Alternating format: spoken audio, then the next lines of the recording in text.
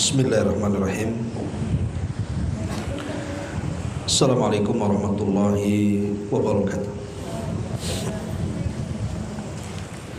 Alhamdulillah wassalatu wassalamu ala Rasulillah wa ala alihi wa sahbihi wa mawalah wa la hawla wa la quwata illa billahi wa ba'd. Kita lanjutkan kembali kajian tafsir singkat dari surah Al-Baqarah, dan kita masuk pada ayat ke-151. Kita baca ayatnya. A'udzubillahi minasyaitonir rajim. Bismillahirrahmanirrahim. Kama arsalna fikum rasulan minkum yatslu alaikum ayatina wa yuzakkikum wa yu'allimukumul kitaba wal hikmata wa yu'allimukum ma lam takunu ta'lam fadhkuruni adhkurukum washkuruli wa la takfurun. Ya ayyuhalladzina amanu ista'inu bis sabri was salah innallaha ma'as sabirin. Sebagaimana kami telah mengutus kepadamu seorang rasul, maksudnya rasul kita Muhammad sallallahu alaihi wasallam, dari kalangan kamu sendiri, yang membacakan ayat-ayat kami serta mensucikan kamu dan mengajarkan kepadamu Alkitab Al-Quran serta hikmah sunnah, serta mengajarkan apa yang belum kalian ketahui. Maka ingatlah kepadaku, aku pun akan ingat kepada kalian. Bersyukurlah kepadaku, niscaya atau janganlah kalian ingkar kepadaku. Wahai orang-orang yang beriman, mohonlah pertolongan kepada Allah dengan sabar dan salat. Sungguh Allah akan bersama orang-orang yang sabar. Ma'asyiral muslimat yang dimuliakan Allah Subhanahu wa taala, surah Al-Baqarah ayat 151 ini adalah bentuk pengabulan yang Allah Subhanahu wa taala kabulkan dari doa Nabiullah Ibrahim alaihi salatu wassalam dan juga putranya Ismail. Karena Nabi Ibrahim alaihi salatu wassalam ketika melihat Hajar dan juga Ismail yang diletakkan di sebuah lembah yang kering kelontang, tidak ada pepohonan, tidak ada makanan, tidak ada minuman. Kemudian Ibrahim meninggalkan mereka berdua di tempat itu.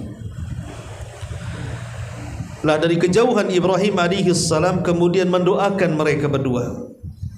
Salah satu doanya adalah Rabbana ib'ats fihim rasulan minhum. Ya Allah, bangkitkan kelak dari keturunan mereka seorang rasul.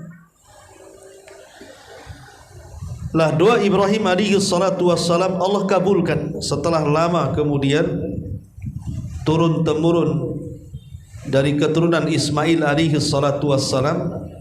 Akhirnya sampailah masanya diutus seorang nabi dari keturunan Ismail. Dialah nabi kita Muhammad sallallahu alaihi wasallam. Jadi ayat ini adalah ayat pengabulan doa Nabi Ibrahim alaihi salatu wassalam ketika minta agar di negeri Arab diutus seorang rasul, maka Allah kabulkan doanya. Dan ayat ini juga menunjukkan nikmat yang sangat besar. Qul bi fadlillahi wa bi rahmatihi fabidzalika falyafrahu huwa khairum mimma yajma'un. Katakanlah ya Muhammad, karena karunia dan nikmat Allah Subhanahu wa taala, dengan keduanya berbahagialah kalian, dan itu lebih baik daripada harta yang kalian kumpulkan. Artinya tidak ada nikmat yang jauh lebih besar melebihi diutusnya seorang nabi. Di sini Allah Subhanahu wa taala katakan kama arsalna fiikum, sebagaimana kami telah mengutus engkau. Sebagaimana kami telah mengutus kepadamu rasulan, seorang rasul. Maksudnya rasul kita Muhammad sallallahu alaihi wasallam. Kalimat kama arsalna fikum, sebagaimana kami telah mengutus fikum, di antara kalian seorang rasul. Artinya di antara nikmat Allah Subhanahu wa taala diutusnya rasul itu dari bangsa manusia, dari kalangan kita sendiri.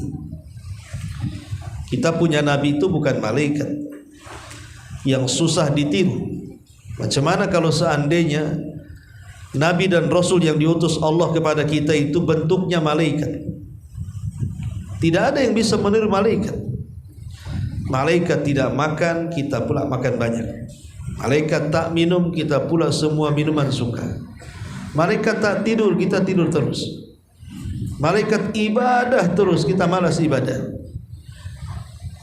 Jadi kalau Nabi SAW atau Nabi dan Rasul itu dari kalangan malaikat, susah kita tiru. Apalagi malaikat sendiri tidak bisa dilihat. Tapi Allah Subhanahu wa taala utus Rasul itu fikum, dari kalian, dari kita, dari jenis manusia. Dia bukan jenis iblis, dia bukan jenis jin, tapi dia jenis manusia. Dan ini nikmat, sehingga dengan diutusnya Nabi dan Rasul dari kalangan kita sendiri, sehingga kita bisa menirunya. Kita bisa melihat jalannya seperti apa, rumah tangganya seperti apa, muamalahnya seperti apa, sikapnya seperti apa, akhlaknya seperti apa, kan dapat dilihat. Dan ini nikmat yang sangat besar. Kama arsalna fikum rasulan minkum yatslu alaikum ayatina, di mana tugas Rasul yang diutus itu adalah membacakan kepada kalian ayat-ayat kami, baik ayat-ayat syar'i maksudnya Al-Quran, ataupun ayat-ayat kauni maksudnya diingatkan dengan alam semesta. Jadi nikmat yang kedua setelah nikmat yang pertama, Nabi SAW diutus kepada kita dari kalangan kita manusia, maka nikmat yang kedua, dan ini juga tak kalah besarnya, Nabi yang diutus itu membawa wahyu Allah, membawa Al-Quran yang merupakan mukjizat yang sangat besar. Bahkan satu-satunya mukjizat yang ada sampai hari ini, bahkan sampai kiamat dibangkitkan. Kemudian nikmat yang ketiga, wa yuzakkikum, dan juga Nabi dan Rasul tersebut, maksudnya Rasul kita Muhammad SAW datang itu wa yuzakkikum, dalam rangka membersihkan kalian, mensucikan kalian. Tazkiyah itu maknanya adalah at-takhliyatu wa tahliyah. Artinya kalau disebut tazkiyah berarti memiliki dua makna. Pertama, membersihkan, dan yang kedua menumbuhkan. Itu secara bahasa, membersihkan dan menumbuhkan. Atau dengan kata lain, berusaha untuk menghilangkan kemudian memasukkan. Ketika Allah Subhanahu wa taala mengatakan wa yuzakkikum, maksudnya membersihkan, mentazkiyah kalian itu, kedatangan Nabi SAW di tengah-tengah manusia, wabil khusus Arab jahiliyah di zaman itu, adalah membersihkan seluruh tradisi-tradisi yang buruk, seperti minum khamr, berzina, berjudi, perang, saling bunuh, membunuh bayi, dikubur hidup-hidup, dan begitu seterusnya. Betul-betul disucikan dari perbuatan-perbuatan kotor itu. Baru setelah itu ditarbiyah. Ini yang benar, itu yang salah, ini yang baik, itu yang tak bagus, dan begitu seterusnya. Itu makna tazkiyah wa yuzakkikum itu. Jadi saya ulangi, makna wa yuzakkikum itu artinya membuang akhlak-akhlak yang tidak baik, setelah itu mentarbiah kepada yang lebih baik. Dan itu tugas Nabi SAW. Wa yuzakkikum, membersihkan, mensucikan hati-hati kalian dari hasad, dari dengki, dari macam-macam, kemudian memasukkan akhlak-akhlak yang terpuji. Ini nikmat yang ketiga. Nikmat yang keempat, wa yu'allimukumul kitaba wal hikmah. Bahkan Nabi SAW di antara tugasnya adalah mengajarkan, memberikan pemahaman tentang Al-Quran dan Sunnah. Hikmah di sini artinya Sunnah, dan Alkitab di sini Al-Quran, maksudnya Al-Quran dan Sunnah. Jadi bukan hanya diutus dari kalangan manusia, bukan hanya dibekali dengan wahyu ilahi Al-Quran, kemudian juga berusaha untuk menghilangkan tradisi-tradisi buruk kemudian mengganti dengan tradisi baik, tapi juga memberikan pemahaman wahyu. Bahkan yang terakhir, wa yu'allimukum ma lam takunu ta'lam. Dan dia datang dalam rangka mengajarkan sesuatu yang dulunya kalian tidak tahu cara menyembah Allah, jadi tahu. Karena dasar manusia itu kan jahil. Dasar manusia, saya, ibu dan siapapun, itu awalnya kan tidak tahu apa-apa. Wallahu akhrajakum min butuni ummahatikum la ta'lamuna syai'a. Allah ketika mengeluarkan kalian dari perut-perut ibu kalian itu tidak tahu apapun. Baru Allah berikan pikiran, baru Allah berikan pendengaran, baru Allah berikan penglihatan, kemudian membesarlah kita, dari situlah kemudian Allah berikan pengetahuan. Jadi tugas Nabi SAW, wa yu'allimukum, juga mengajarkan kepada kalian malam takunu ta'lamun, dari apa-apa yang sebelumnya kalian tidak tahu. Berarti sudah banyak nikmat yang Allah anugerahkan dengan diutusnya kepada kita seorang Rasul. Lah karena nikmat-nikmat ini luar biasa, makanya Allah mengatakan fadkuruni azkurkum, maka ingat aku, ingat nikmatku ini yang banyak nih. Azkurkum, nanti aku ingat kalian. Washkuruli, dan juga bersyukurlah akan nikmat-nikmat yang telah aku berikan kepada kalian. Wala takfur, dan jangan kalian kufur. Ma'asyiral muslimat yang dimuliakan Allah Subhanahu wa taala, di sini Allah Subhanahu wa taala mengatakan fadkuruni, ingatlah aku. Ingatlah aku maksudnya ingat kepada Allah Subhanahu wa taala dengan hati dan lisan. Karena asal zikir itu adalah bil qalbi, dengan hati, kemudian bil lisani, terucap dengan lisan. Jadi asal zikir itu hati. Bagaimana cara hati berzikir? Yang menanamkan sifat cinta kepada Allah, menanamkan sifat takut kepada Allah, menanamkan sifat harap kepada Allah, menanamkan sifat tawakal kepada Allah, menanamkan sikap ikhlas kepada Allah, dan begitu seterusnya. Jadi kalau kita menanamkan dalam hati kita keikhlasan, kesabaran, mengharap, takut, tawakal, dan yang semacamnya, berarti hati kita ini sedang berzikir. Adapun zikir lisan yang ma'ruf, yang ibu sering baca subhanallah walhamdulillah wala ilaha illallah Allahu akbar, atau ibu membaca Al-Quran, itu namanya zikir lisan. Tetapi sebesar-besar zikir itu adalah zikir hati. Karena apabila hati yang berzikir, maka tenanglah hati itu. Dengan cara apa? Ya tadi, menanamkan keikhlasan. Ibu kalau ikhlas, hidup akan tenang kan? Yang tidak tenang itu kan yang tidak ikhlas menghadapi hidup itu. Ibu kalau tawakal, pasti tenang hatinya. Yang tidak tenang itu yang tidak tawakal dia. Ibu kalau menanamkan perasaan tidak takut kecuali kepada Allah, tidak mengharap kecuali kepada Allah, tidak cinta kecuali kepada Allah, pasti tenang. Yang tidak tenang itu ketika menambatkan rasa takut, cinta, dan harap kepada selain Allah. Dari sini Allah katakan ala bidzikrillahi tatmainnul qulub. Ingatlah dengan zikir kepada Allah, tenanglah hati kalian. Ma'asyiral muslimat yang dimuliakan Allah Subhanahu wa taala, Abdullah ibn Bishr radhiyallahu anhu menceritakan tentang seorang laki-laki yang datang kepada Nabi sallallahu alaihi wasallam. Dia mengatakan, "Ya Rasulullah, inna syara'il Islam qad kathurat alayya, fa akhbirni bi syai'in atashabbatu bihi." Rasul, syariat-syariat Islam itu sudah banyak membebankan kepadaku. Aku sudah banyak mengamalkannya. Semua sudah aku amalkan. Maka ceritakan kepadaku supaya aku bisa istiqomah dan terus menjalankan syariat Allah ini.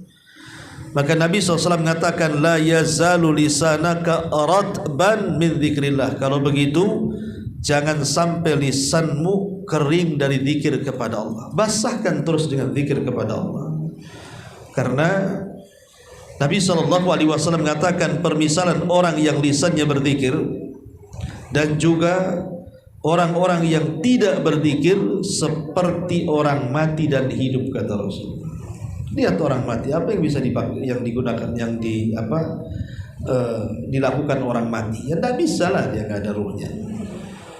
Tetapi lihat orang hidup, dia bisa bergerak kan? Lah zikir itu ibarat orang mati dan hidup. Jadi kalau kita ini berzikir, berarti masih ada ruh di dalam hati kita. Masih hiduplah ibu itu. Tetapi kalau ibu sudah tidak berzikir, walaupun ibu masih hidup, itu bangkai berjalan saja. Sampai Nabi SAW mengatakan istilah seperti itu. Lah kalimat di sini Allah mengatakan, fadkuruni adzkurkum, ingatlah aku, pasti aku akan ingat kalian. Sebagian ahli tafsir mengatakan maksudnya fadkuruni, ingatlah kepadaku, maksudnya ingatlah kepadaku dengan melakukan segala bentuk ketaatan. Ya mungkin salat, puasa, zakat atau apalah dalam bentuk-bentuk ketaatan. Jadi mengingat Allah itu dengan melaksanakan ketaatan kepada Allah, dan sebagai balasannya adzkurkum, aku ingat kalian, maknanya aku akan hapuskan dosa-dosa kalian. Ini satu penafsiran, ya. Jadi maksudnya fadkuruni, ingatlah kepadaku, maksudnya dengan ketaatan. Sebagai balasannya adzkurkum, aku ingat kalian, akan menghapuskan dosa-dosa kalian. Itu namanya al-jaza min jinsil amal, bahwa balasan itu disesuaikan dengan amalannya. Tapi ada juga yang dimaksud, maksudnya fadkuruni, maksudnya ingatlah aku, maksudnya ya dengan cara memperbanyak zikir, dengan memperbanyak tasbih, takbir, tahlil dan begitu seterusnya. Maka Allah Subhanahu wa taala akan ingat kepada kita, adzkurkum, aku akan ingat kalian. Dan itu berdasarkan hadis Nabi sallallahu alaihi wasallam. Dalam hadis kursi Allah mengatakan, ana inda dhanni abdi bi, sesungguhnya saya akan senantiasa bersama prasangka hambaku. Wa ana ma'ahu idza dzakarani, dan saya akan bersama hamba itu kalau hamba itu terus mengingatku. Fa in dzakarani fi nafsihi dzakartuhu fi nafsi, kalau hamba itu mengingatku dalam dirinya, aku pun akan mengingat dirinya dalam diriku. Wa in dzakarani fi mala'in dzakartuhu fi mala'in khairi minhu, tapi kalau dia mengingatku di tengah halayak ramainya manusia, maka aku pun akan menyebut kebaikannya di tengah halayak para malaikat jauh lebih baik dibandingkan zikir ia kepadaku. Lihat bagaimana balasan Allah Subhanahu wa taala kepada orang yang berzikir kepadanya. Jadi kalau kita zikir sendirian, ibu zikir lagi masak sendiri, subhanallah, subhanallah, subhanallah, pokoknya sendiri, gak ada yang tahu kecuali Allah dengan ibu saja, maka Allah akan sebut nama ibu dalam dirinya. Tapi kalau di tengah keramaian ibu berzikir, di tengah keramaian ibu berzikir, maksudnya tidak mesti dikencangkan, tidak. Mungkin lagi kumpul-kumpul, lagi di pasar, lagi belanja, tetapi ibu terus lisannya mengucapkan astagfirullah, alhamdulillah, subhanallah. Maksudnya ibu berzikir di tengah-tengah keramaian tuh. Kalau itu yang dilakukan, kata Allah Subhanahu wa taala hadis kursi, maka aku pun akan menyebutkan kalian di hadapan makhlukku yang ada di atas sana, maksudnya di atas langit para malaikat, khairi minkum, lebih baik penyebutannya dibandingkan kalian menyebutkan aku. Jadi kita akan menjadi selebritis langit gitu maksudnya. Jadi kalau kita di tengah keramaian masihlah sempat subhanallah subhanallah, maka Allah sedang memuji kita di hadapan para malaikat gitu maksudnya. Ma'asyiral muslimat yang dimuliakan Allah Subhanahu wa taala, Imam Ibnul Qayyim rahimahullahu taala menyebutkan tentang faedah zikir itu banyak sekali. Saya akan sebutkan beberapa saja secara singkat ya, tidak perlu kemudian dijelaskan dengan dalilnya karena butuh waktu. Yang pertama, zikir itu bisa menjadikan setan lari dari kita. Jadi orang yang banyak berzikir itu tidak akan didekati setan. Sebaliknya orang yang jarang berzikir berarti banyak setan. Yang kedua, Allah Subhanahu wa taala akan memberikan keridhaannya kepada kita. Kemudian yang ketiga, Allah akan hilangkan kebingungan. Yuzilul ham wal gham, akan menghilangkan kebingungan dan stres dalam hati. Yang keempat, an yajliba lil qalbil farah, Allah akan kuasakan kepada hatinya perasaan senang. Orang yang banyak berzikir itu pasti akan senang dan tenang hatinya. Yang kelima, yuqawil qalba wal badan, zikir itu bisa menguatkan hati dan badan. Yang keenam, yunawwir al-wajha wal qalb, bisa memberikan cahaya kepada wajah dan hati. Yang ketujuh, yajlibur rizq, zikir itu bisa mendatangkan banyak rizki. Kemudian yang nomor 8, zikir itu yaqsud dzakir al-mahabata wal halawah. Jadi orang yang banyak berzikir itu Allah berikan al-mahabah, pokoknya wajahnya itu ada pamornya. Ya semacam pokoknya orang kalau berzikir, kita yang melihat orang tersebut seolah-olah ada karismanya. Jadi mendatangkan karisma. Kemudian yang nomor 9, yurithuhul mahabbah, bisa mendatangkan kecintaan kepada Allah. Dan Allah juga cinta kepada kita. Kemudian yang nomor 10, yurithu al-muraqabah, mewariskan muraqabah. Zikir itu kalau ibu terus lisannya berzikir berarti ibu sedang menjaga diri dari maksiat, karena kita sedang diawasi oleh Allah Subhanahu wa taala. Kemudian yang nomor 11, yurithul inabah, mewariskan al-inabah, perasaan tobat, ingin kembali kepada Allah Subhanahu wa taala. Kemudian yang nomor 12, yurithul qurb minhu, mewariskan lebih dekat lagi kita kepada Allah. Kemudian yang nomor 13, yaftahu lahu baban 'aziman min abwabil ma'rifah, dengan zikir itu membuka pintu-pintu pengetahuan. Kemudian yang nomor 14, yurithu al-haibata li rabbi, mewarisi perasaan takut yang bersangatan kepada Allah. Kemudian yang nomor 15, yurithu zikrullah hayatul qalbi, dengan zikir kepada Allah Subhanahu wa taala akan mewarisi kehidupan hati. Jadi hatinya akan hidup. Kemudian juga bisa menjadikan an yahuttal khataya, bisa menghilangkan banyak kesalahan. Fa innahu min a'zami hasanat, bahkan termasuk seutama-utama kebaikan. Jadi zikir itu bisa menghilangkan keburukan, bahkan itu adalah sebaik-baiknya kebaikan. Jadi kalau seandainya ibu hari ini melakukan ghibah umpamanya, maka sebagai kafarahnya apa? Banyak berzikir supaya ghibahnya hilang dengan zikirnya. Itu maksudnya. Kemudian juga yang selanjutnya, yuzilul wahsyah, jadi menghilangkan wahsyah, perasaan liar. Liar artinya hidup yang tidak terkendali. Kalau jarang berzikir itu hidupnya akan liar, tidak terkendali hidupnya. Emosian, mudah marah, mudah maksiat dan begitu seterusnya. Kemudian juga di antara faedahnya adalah kalau kita berzikir kepada Allah di waktu senang, maka Allah akan ingat kita di waktu susah. Jadi kalau kita berzikir di waktu senang, maka Allah akan ingat kita di waktu susah. Dan majalisul zikri, majlis-majlis zikir adalah majalisul malaika, adalah majlis-majlisnya para malaikat. Dan nanti pada hari kiamat, orang-orang yang berzikir kepada Allah, maka catatannya dipenuhi dengan pahala, bahkan akan memberatkan timbangan.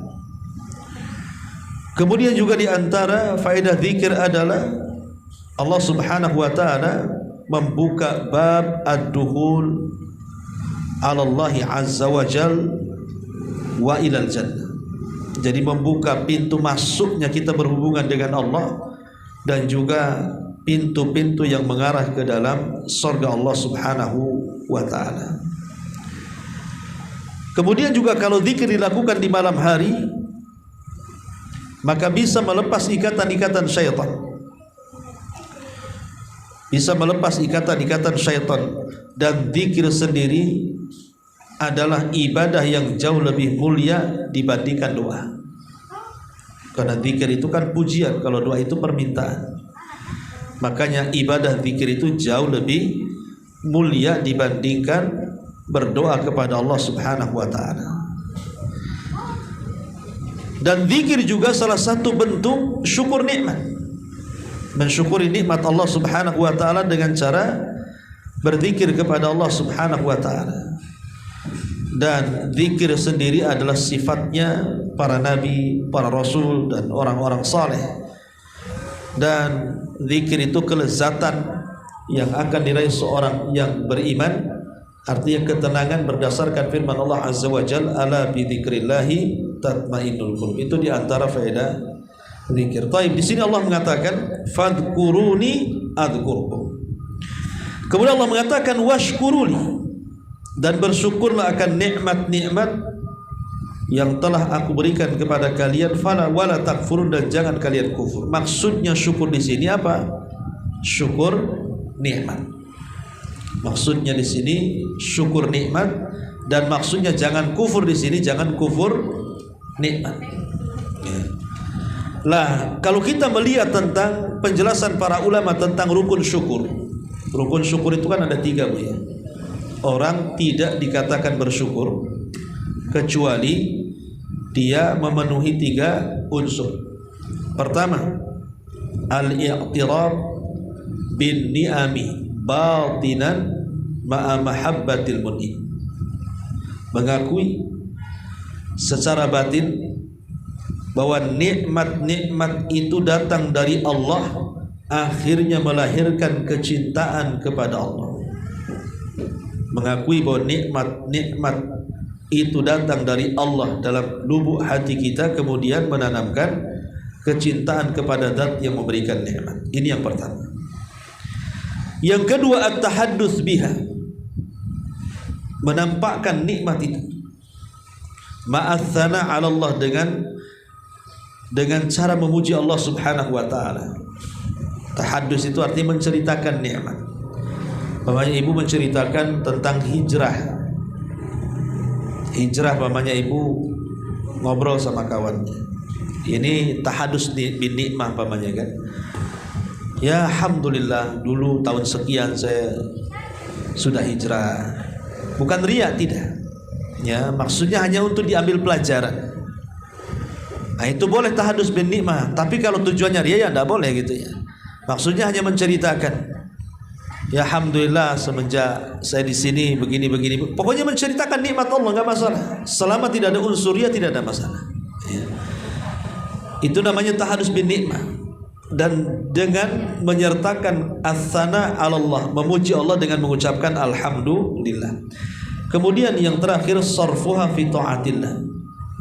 Hendaklah nikmat-nikmat yang Allah anugerahkan kepada kita tidak dibelanjakan kecuali dalam rangka ketaatan kepada Allah Subhanahu wa taala dan menjauhi maksiat Allah. Dari rukun syukur ini kita tahu bahwa pertama di antara rukun syukur itu harus adanya i'tiraf, pengakuan bahwa nikmat itu datang dari Allah. Ini yang kemudian banyak yang kufur di sini. Banyak orang yang tidak mengakui bahwa nikmat itu datang dari Allah. Contoh umpamanya orang yang diberikan kedudukan ataupun jabatan. Kedudukan dan jabatan itu kan nikmat dari Allah. Berapa persen coba orang-orang yang duduk di parlemen atau mungkin yang ketika ingin menjabat mereka menyanyi nanti akan memperjuangkan Islam, memperjuangkan ini, sudah duduk tak pula yang diperjuangkan, tak ada juga yang diperjuangkan tuh. Berarti kan ini tidak memanfaatkan jabatan namanya, padahal jabatan itu kan datang dari Allah. Dan itu nikmat, harusnya sebagai bentuk syukurnya adalah perjuangkan Islam dengan jabatan itu. Begitu juga dengan kekayaan. Kekayaan itu kan nikmat dari Allah. Harusnya dengan kekayaan itu memperjuangkan agama Allah. Tetapi ketika kemudian pangkat dan jabatan ataupun kekayaan itu justru tidak untuk itu, berarti dia kufur nikmat namanya. Karena tidak menganggap itu datang dari Allah. Nanti seperti Qarun jadinya. Innama utituhu min ilmin indi. Ini harta datang dariku, bukan datang dari Allah. Harta ini aku dapati karena kecerdasanku, bukan Allah yang kasih katanya. Ini kan kufur nikmat namanya. Makanya di antara rukun syukur itu yang pertama harus ada i'tiraf, pengakuan bahwa nikmat itu datang dari Allah. Kemudian lahirlah perasaan cinta kepada pemberi nikmat. Baru setelah itu tahaddus, mengucapkan alhamdulillah. Baru setelah itu memalingkan nikmat-nikmat itu kepada ketaatan. Ya betul-betul kalau diberikan harta ya untuk ketaatan, diberikan pangkat ya untuk memperjuangkan Islam, diberikan mata, telinga dan seluruh anggota badannya digerakkan untuk hal-hal yang bermanfaat dan begitu seterusnya. Lah bicara tentang syukur itu sendiri, banyak keutamaan yang disebutkan oleh para ulama sama dengan zikir tadi juga ya. Jadi banyak keutamaan orang kalau bersyukur kepada Allah Subhanahu wa taala. Apa saja keutamaan orang yang bersyukur itu? Pertama, ya, bahwa syukur itu adalah nama dari nama-nama Allah. Nama Allah itu kan Asy-Syakir atau Syakur. Innallaha ghafurun syakur. Wallahu syakurun halim. Kan banyak di Quran itu kalimat syakur.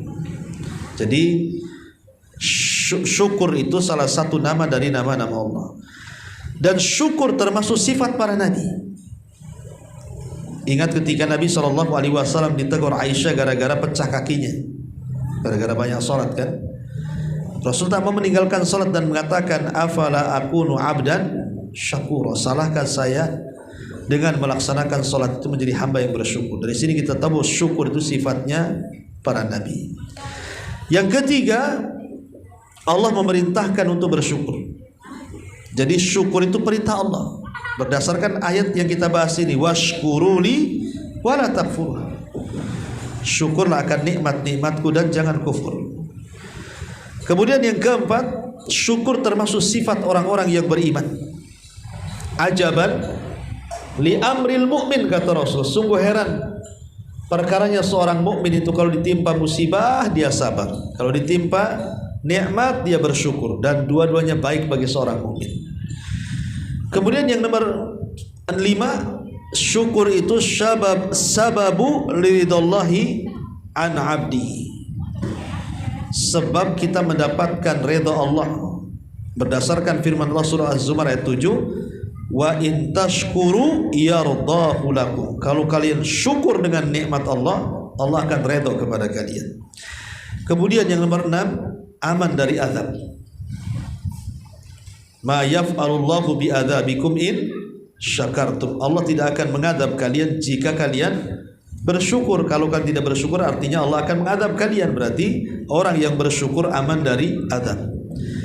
Kemudian yang ketiga, sababun li ziyadah. Sebab ditambahkan nikmat. Orang yang bersyukur akan ditambahkan nikmatnya. La in syakartum la azidannakum. Kalau kalian syukur, aku tambah nikmat kalian. Yang nomor 8, al-ajru al-jazil fil akhirah. Pahala yang banyak di akhirat menunggu orang-orang yang bersyukur. Kemudian yang nomor 9, ridha Allah mu'allaq bisyukri. Keridhaan Allah itu selalu tergantung dengan syukur. Seperti Allah Rasul ketika bicara soal berbuat baik kepada kedua orang tua kan. Allah mengatakan ridha Allah fi ridhal walidaini. Ridha Allah itu di tangan ridha kedua orang tua. Kalau orang tua kita ridha, Allah ridha. Kalau orang tua kita tidak ridha, berarti Allah tidak ridha. Lah ketika kita berbuat baik kepada orang tua, maknanya kita bersyukur karena dia sudah berbuat baik kepada kita, minimalnya melahirkan kita, maka kita balas syukur itu. Kemudian yang nomor 10, al-afiyatu ma'as syukri khairun minal bala ma'as sabri. Ibu sehat dan bisa bersyukur itu lebih baik daripada ibu sakit walaupun bisa bersabar. Ibu sehat nih, sekarang sehat, bisa bersyukur, alhamdulillah, itu lebih baik dibandingkan ibu sakit walaupun bisa bersabar. Karena tingkatan syukur itu lebih tinggi dibandingkan tingkatan sabar. Kemudian juga Allah Subhanahu wa taala mensifati hamba-hambanya yang bersyukur itu tidak banyak. Artinya orang pilihan kan. Wa qalilun min ibadiyas syakur, sedikit sekali hamba-hamba yang bersyukur. Artinya kebanyakan manusia kufur. Naudzubillah. Berarti kalau kita bersyukur berarti masuk dalam kesedikitan jumlah manusia, maknanya kita orang pilihan. Inilah diantara keutamaan bersyukur. Lalu bagaimana caranya kita bersyukur? Yang pertama, bertakwa kepada Allah dengan cara melaksanakan amal ketaatan. Salat, puasa, zakat, haji, dan pokoknya amalan apapun, kalau kita melakukan karena Allah, itu bentuk syukur kita kepada Allah Azza wa Jalla. Yang kedua, al-qana'ah war-ridha bima qasamallahu lak. Merasa qana'ah. Qana'ah itu merasa cukup. Dan juga ridha apapun yang Allah beri kepada kita. Allah beri sakit, ya sabar. Allah beri nikmat, ya syukur. Allah beri sedikit, alhamdulillah ala kulli hal. Allah beri banyak, alhamdulillahi rabbil alamin. Pokoknya dia qanaah menerima apapun pemberian Allah. Kemudian yang nomor 3, salat duha. Salat duha adalah bentuk syukurnya kita setiap pagi kepada Allah. Kemudian yang keempat, dengan cara sujud syukur. Ibu kalau mendapatkan dunia langsung tersungkur sujud, kemudian ibu sujud kepada Allah, itulah sujud syukur, dan itu bentuk syukur. Kemudian yang kelima, doa. Jadi bentuk syukur adalah berdoa kepada Allah Azza wa Jalla. Kemudian yang nomor 6, tafakkur, berfikir dengan nikmat Allah yang telah Allah anugerahkan kepada kita. Berfikir mata kita ini datang dari mana, telinga kita, dan begitu seterusnya ya. Supaya dengan tafakur nikmat Allah yang ada pada badan kita ini semakin bertambah syukur kita kepada Allah Subhanahu wa ta'ala. Ma'asyiral muslimat yang dimuliakan Allah Subhanahu wa ta'ala. Kemudian juga wasilah-wasilah. Kalau tadi kan bagaimana cara bersyukur, sekarang bagaimana wasilah, jalan yang tepat supaya kita ini bisa mensyukuri nikmat Allah Subhanahu wa ta'ala. Yang pertama, lihat kepada ahlu al-bala, kepada orang-orang yang ditimpa musibah. Mungkin kawan kita sakit, kita sehat, kita bersyukurlah tidak seperti dia. Mungkin kawan miskin, kita kaya, alhamdulillah kita masih bisa makan, dia pula minta-minta sama orang. Lah dengan melihat kondisi orang-orang yang terkena musibah, itu kita akan bersyukur. Ini yang pertama. Yang kedua, ma'rifatu annal insan bimanzilatil abdil mamluk li sayyidi. Meyakini bahwa kita ini dengan Allah ibarat hamba dengan Tuhan. Lihat hamba sahaya dengan tuannya, mereka tidak bisa lari. Mereka akan mengikuti apapun arahan tuannya. Maka seolah-olah seperti itulah jadikan kita dengan Allah seperti itu. Seolah-olah kita hamba, betul-betul hamba, dan Allah itu Tuhan kita, dan itu memang sebenarnya seperti itu. Kemudian yang nomor 3, al-intifa bini'am. Manfaatkan semua nikmat yang Allah anugerahkan kepada kita. Jangan biarkan nikmat itu nganggur, ya, supaya kita bisa bersyukur. Dan jangan sampai membuang-buang nikmat, nanti itu kufur. Kemudian juga yang keempat, berzikir kepada Allah Subhanahu wa taala. Kemudian yang kelima, tawadhu dan tarkul kibr, rendah diri, meninggalkan kesombongan. Maka itu bentuk wasilah kita menjadi hamba yang bersyukur. Termasuk juga kita melihat orang-orang yang ditimpa musibah ketika mereka kufur. Akibat orang-orang yang kufur nikmat aliyah. Karena ada di masyarakat kita ini orang-orang yang kufur nikmat akhirnya diadab oleh Allah Azza wa Jalla. Lihat akibatnya, supaya kita tidak seperti mereka, akhirnya kita bersyukur kepada Allah Subhanahu wa taala. Termasuk mujahadatus syaitan, lawan setan. Karena setan itu akan mengembuskan kekufuran kepada kita, lawan supaya kita bersyukur kepada Allah Azza wa Jalla. Kemudian meninggalkan teman-teman yang kurang bersyukur. Jangan berkawan dengan orang yang suka mengeluh, nanti kita juga mengeluh jadinya. Berkawanlah dengan orang-orang yang suka bersyukur, dan yang terakhir adalah dengan cara berdoa kepada Allah Subhanahu wa taala. Ma'asyiral muslimat yang dimuliakan Allah Subhanahu wa taala. Kemudian juga pembahasan terakhir, bahwa kufur ataupun tidaknya syukur itu akan mengakibatkan banyak perkara. Pertama, terancam dengan neraka. Orang kalau kufur nikmat terancam dengan neraka. Makanya ketika Nabi SAW diperlihatkan neraka, yang paling banyak penghuninya siapa? Ibu-ibu, ya.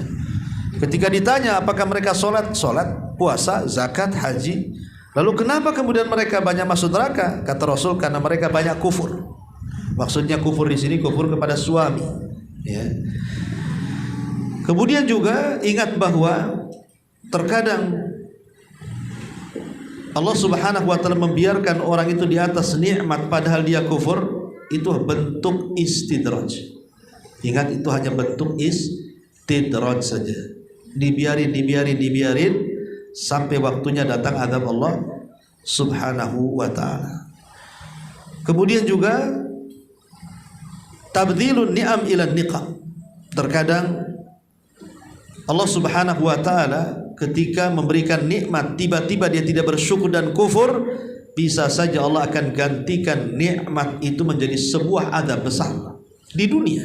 Dan itu sebagaimana banyak kisah-kisah dalam Quran kan, seperti kisah kaum Saba, kaum Ashabul Jannataini, Qarun, dan begitu seterusnya. Itu kan salah satu bentuk bahwa bagaimana orang yang kufur itu Allah ganti kenikmatan menjadi sebuah azab, ya.